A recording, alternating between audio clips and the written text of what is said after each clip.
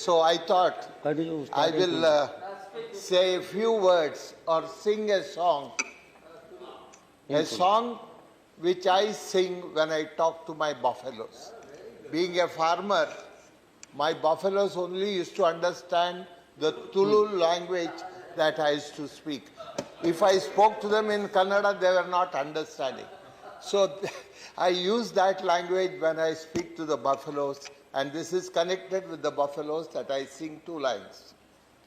O maga koraga warmarayana, O maga koraga warmarayana, O maga koraga warmarayana, Yerubatunda balpu maga beri budoda, Yerubatunda balpu maga beri budoda, O maga koraga warmarayana.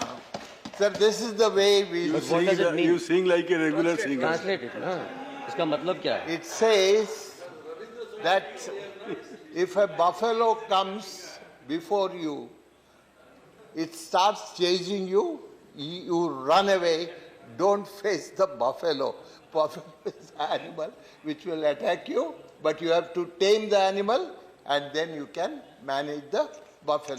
This is the way we sing when we do the cultivation, when we plow the land, we use this like. Sir,